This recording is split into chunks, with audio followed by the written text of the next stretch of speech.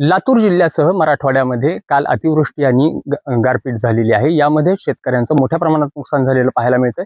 ज्वारी असेल, गहू असेल, यासह हरभरा आणि फळबागांमध्ये आंबा, द्राक्ष या फळबागांचं मोठ्या प्रमाणात नुकसान झालेलं आहे। आता आपण निलंगा तालुक्यातील पानचिंचोली या गावामध्ये आलेलो आहोत। या गावामध्ये आपल्यासोबत काही आंबा उत्पादक शेतकरी आहेत, तसेच टरबूज उत्पादकही शेतकरी आहेत। आता दादा काय सांगाल, किती तुमचं नुकसान झालेलं आहे, किती हेक्टरमध्ये आंब्याची लागवड केलेली आहे आणि किती रुपयांना तुम्ही बाग विकलेली होती? सर आमचं बघा की 2 एकर बाग होती। गेल्या बारी 9 लाखचं झालं आंबा साहेब। आता कमीत कमी 7-8 लाखाचं नुकसान आहे सर।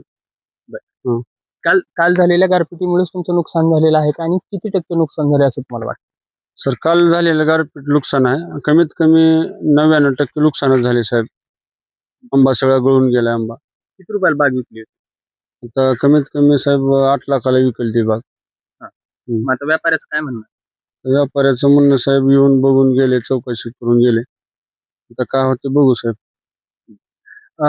व्यापाऱ्यांना बागा विकल्यात, मात्र आता तो व्यापारी घेऊन जायला तयार नाही। किती एकर मध्ये तुमच्या आंब्याची लागवड करण्यात आलेली होती आणि काय नुकसान आहे, काय स्वरूपात? माझी 1 एकरची आंब्याची लागवड होती।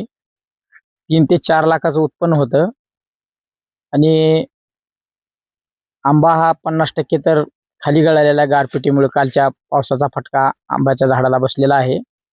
तरी 50% तर नुकसान झालेलं आहे। आता व्यापारी त्याच्याकडे बघायला तयार नाही।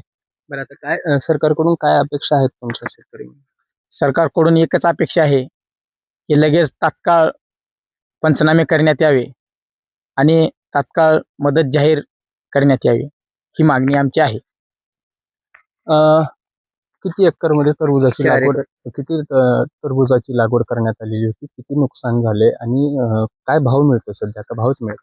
सध्या भाव भेटत नाहीये, कारण कालच्या पावसामुळे फारच नुकसान झालेलं आहे। रात्री गारपीट झालेली आहे, दुपारी पण झाली। 4 एकर टरबूजाची बाग आहे। गेल्या वर्षी 12 लाखाला विकली होती। काल व्यापारी बघून गेला होता 2 दिवसाखाली। तिने आज सकाळी येऊन म्हणला सगळा माल डॅमेज झालेला आहे, आम्ही घेणार नाही म्हणून सांगितलं। बरं, अंदाजित किती रुपयांचं नुकसान असावं असं वाटतं? कमीत कमी 8 ते 9 लाख रुपयाचं नुकसान आहे। 8 ते 9 लाख रुपये। हो। आता सरकारकडून काय मागणी आहे? आमची सरकारला हीच मागणी आहे की होता होईल तेवढी आम्हाला मदत करावी। मायबाप सरकारने आता शेतकऱ्यांच्या पाठीवरती हात ठेवला पाहिजे आणि शेतकऱ्यांचे तात्काळ पंचनामे करून एक विशेष पॅकेज जाहीर करावी, अशा स्वरूपाची मागणी या शेतकऱ्यांमधून समोर येताना दिसून येत आहे। Rishikesh Holkar, Maharashtra times online, Nilanga, Latur.